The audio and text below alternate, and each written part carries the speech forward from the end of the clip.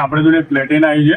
પ્લેટિનામાં આપણે પેટ્રોલ નાખ્યું તો એ ભાઈની ગાડી શું થોડે જતી રહીને બંધ થઈ જતી હતી, ઝટકા માટેની પ્રોબ્લેમ હતી. આપણે પેટ્રોલ અંદર છે તો પેટ્રોલ ઓન ઓફ કરીએ કે રીઝર કરીએ તો પેટ્રોલ નથી આવતું, તો આપણે ચેક કરીએ કે ભાઈ કોકની પ્રોબ્લેમ છે. એના માટે આપણે કોક ખોલીએ છીએ.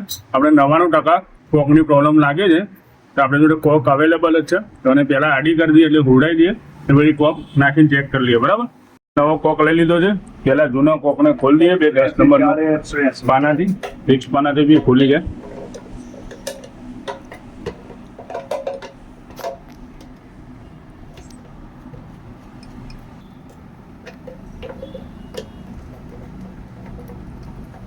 આપણે કોક બહાર કાઢી લીધું છે એટલે પેટ્રોલ તો અંદર છે. જોઈ લો, પેટ્રોલ તો છે. હવે આપણે નવો કોક નાખી દઈએ અને ફેંકી દઈએ સાઈડમાં.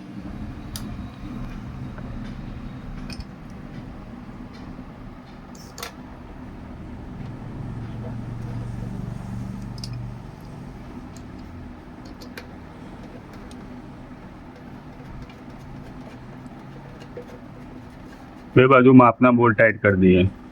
કેમ કે એલ્યુમિનિયમ આવે છે એટલે શું વધારે ટાઈટ કરીશું તો કોઈ કોક તૂટવાનો ચાન્સ વધી જાય. હવે આપણે પાછી આની ઉપલી કરી દઈએ, ટાઈટ સ્ટેમ કરી દઈએ. એનું પેટ્રોલ આવે છે કે નહીં આવતું ચેક કરી લઈએ.